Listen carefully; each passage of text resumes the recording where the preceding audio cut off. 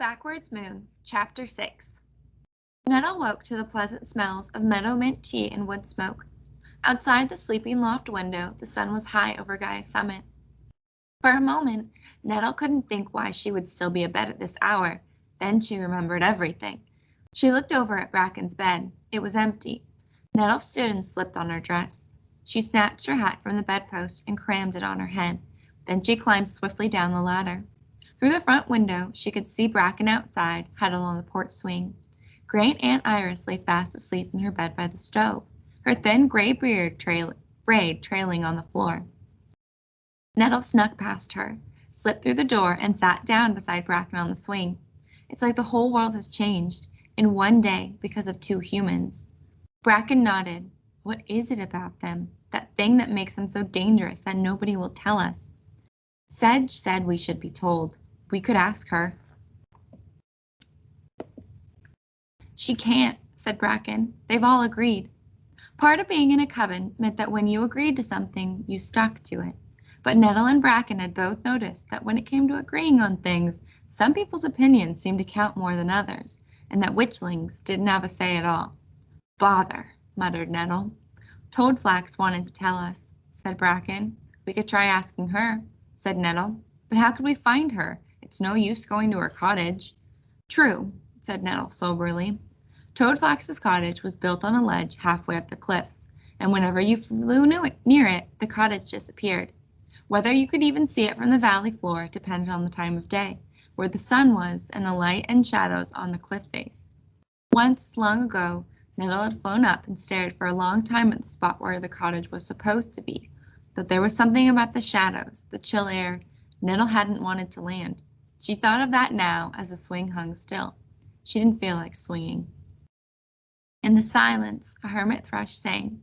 The notes cascaded down in perfect harmony, a waterfall of sound. Great Aunt Iris's snoring stopped. A gentle bumping, then their aunt padded onto the porch and peered out over the railing. Sunlight filtered through tree leaves and made patches of gold on the forest floor. My, what a pretty day, she said. Are you off to the meadow again? Take some muffins. I made them yesterday, those one with currants, the kind you both like. Then she turned and frowned, as though she were trying to remember something. That business with the humans, did we get it cleared up? Not exactly, not yet, said Bracken.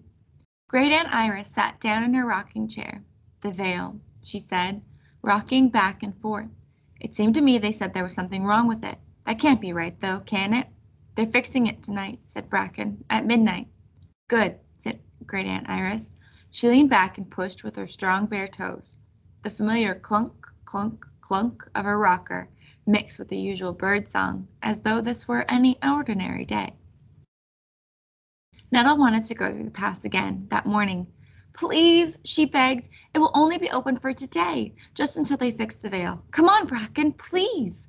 I thought you wanted to play catapult, said Bracken. I did, but that was before. But for once, Bracken wouldn't budge. I think we should stay in the valley, and don't sulk, or I won't play at all. So catapult it was. Nettle fetched some muffins and nuts and cheese and 2 bottles of blackberry juice and slipped them into her pocket. She had always taken her pocket for granted, but that morning it struck her how awful it would be if it didn't work, if you had to put everything you wanted to carry into a bundle and lug it around on your back, if your only pocket was a pathetic little thing like the one humans had.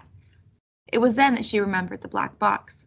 The box, she said. We forgot about the box. She pulled it from her pocket and jabbed it. It made its tiny, unpleasant whine, but in the daylight its strange glow did not look so sinister. Remember how they said it was a map? Said Bracken suddenly. The two humans, remember? They said it was a map. We could use it to explore, said Nettle. Maybe, said Bracken, looking at it doubtfully. Let's take it out to the Sitting Rock, said Nettle. Come on. She hurried down the porch steps. The Sitting Rock was a little way into the forest in a sunny clearing where leathery ferns grew. Nettle sat down and jabbed the box again. It seemed to be growing a bit weary. It took longer for the whine to start and the light to appear. Nettle jabbed it again. Don't just keep jabbing, said Bracken. Think first. There might be some sort of trick to it. Here, let me have it. Nettle handed it to her. They jabbed and stared, jabbed and stared. The light went on and off. This is making me dizzy, said Nettle. She sighed and looked up from the box. Then she jumped, startled. A creature peered out of the ferns, its pointed nose quivering. The air wavered, and Toadflax stood before them. "It's no use looking at their maps," she said. "Your way is a witch's way." Toadflax muttered something under her breath. The box sailed through the air and landed at her feet. Before Nettle or Bracken could move, it began to quiver. A series of small fires erupted from its glassy surface. A cloud of foul, acrid smoke drifted and twisted in the sunlit clearing. Toadflax grinned sourly. "That takes care of that." "You might have asked," said Nettle hotly. Toadflax shrugged. "What do you mean our way is a witch's way?" said Bracken. "You'll find out soon enough," said Toadflax, at the veil spinning. "What are you talking about?" snapped Bracken. "Rose, you shouldn't worry so," Toadflax mimicked in Scabiouse's deep voice. "The veil spinning will work, surely." "How did you know she said that?" demanded Nettle. "You were listening in after you left." "Of course," said Toadflax. "You were that marten I saw." "True," said Toadflax. "And don't you wish you could do a spell like that?" And with that the air wavered, the scrabbling, a swish of a long tail, and she was gone.